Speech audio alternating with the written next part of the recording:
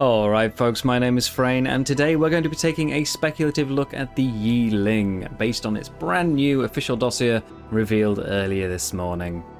If you've not been keeping up, Wildcard are running a set of submission votes to determine new creatures for the upcoming Survival Ascended edition, and the Yi-Ling will be arriving as the newest resident of the Aberration Ark.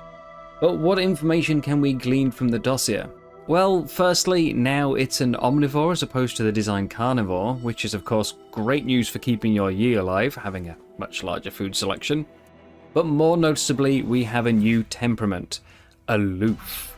Now, there are no other creatures currently tagged as this in the game. We have aggressive, passive, docile, territorial, and a whole manner of others in between, but none aloof. It's an interesting word choice, because while with human social behaviour it's certainly possible to be civil without being friendly, how does a dinosaur do it? It's sort of an in-between of territorial and cowardly almost. Recognises your presence and gives you its attention, but tries to maintain a consistent distance? Maybe you're just going to run around the Ark and occasionally see these things sort of following you from a safe distance. Interesting. Now though, let's get into the real meat of the dossier with the rest of the text. This feathered fella is so much bigger than the Yi species I knew in my day. Despite its aberrant size, Yi-Ling is still somehow light enough to cling to walls, and it can even glide short distances. It's light on its feet as well, able to dodge attacks on the run.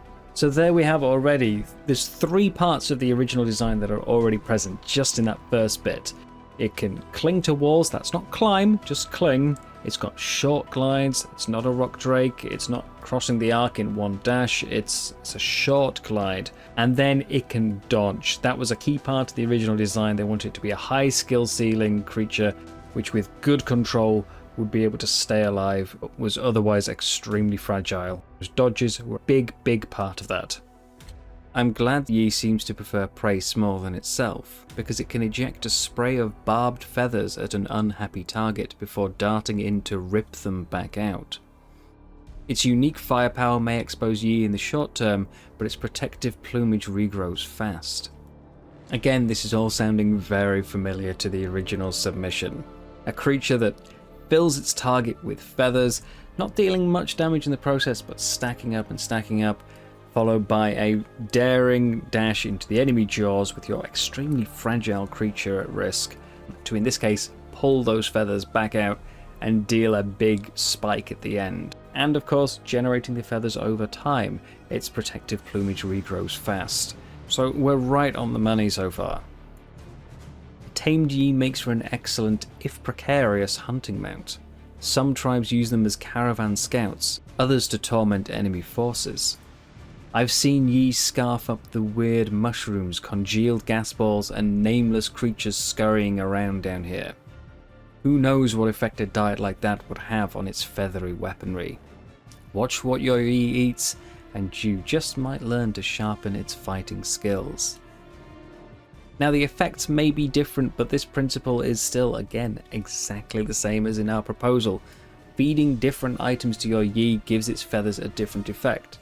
The original one suggested feeding it mushrooms for hallucination, drowning or freezing, species Z for blinding, repellent for fire, pheromones for cocooning, or narcotics for torpor, while our new design here instead brings mushrooms, gas, and nameless venom. Now perhaps there's more that simply aren't in the dossier, and obviously we have no way to guess at what the effects would be, but the principle is exactly the same. And just as with the Gigantoraptor, the final creature and concept are extremely close, proving that if you have a solid, balanced idea, it has a great chance to make it into the game. Now the only thing that we cannot really compare is the taming method, because it's, again, just not mentioned, but obviously it will have a taming method. From what we do have though, the only real change is the type of food it can be given for ammunition. Honestly, the biggest difference we see in the submission to end result is in the creature look itself. It's gone from something that looked, in my eyes at least, a bit more fragile and draconic, into more of a chunky raptor or steroid-addicted dodo. Still kind of cool looking, but not so much like the original design. But either way, there we have it. The first creature in Ark with a form of delayed damage attack. It's going to be interesting to see how it fares. I would expect them to give a little damage to the feather impacts along the way. Very little, I mean. And then make that end payoff from the eviscerating extraction to be really big payoff to make up for all the time that you are exposing yourself. It's going to take some practice, judgment and luck to land enough feathers to kill without overdoing it, but I think this could become a favourite of quite a few people. So how do you feel on the Yi now we have a more complete picture of its design? Personally, I love the concept. It's completely unlike anything we have so far, but I do agree with the consensus that Aberration may not be the best fit for it thematically. As a small glider, a cave system is extremely fitting, and being now aloof, it would also make sense to have all those dark corners to hide in. But visually, there's, I think, more suitable homes given its final design shift towards a more bird-like appearance. I don't agree with the opinion that it shouldn't have been submitted at all for Aberration, as the original design almost had an air of a larger seeker to it. It still had a bit of sci-fi influence, or at least that's how I felt. And maybe that's where some of the disappointment lies. It was chosen by the community, being the third highest top pick and overall most consistently high placed, and so with its near perfect matching end result, hopefully the majority will be happy, but I have seen a lot of objection to the new visual redesign. But if you're not happy with it, remember in the currently ongoing centre vote, please rank the votes in the order you'd like to see them and not in any sort of tactical manner. If your favourite goes out, your vote passes on to the next creature, with that now becoming your number one, and so on until we have the winner. So the entire list is important, not just your top 3, top 5, top 1, whatever. The whole list is important to helping get a creature the community will overall be the most content with. That's all for today though, thank you all very much for watching. I'll be back next week to talk about the centre vote winner. Don't forget to like and subscribe if you enjoyed the video, and I will see you next time.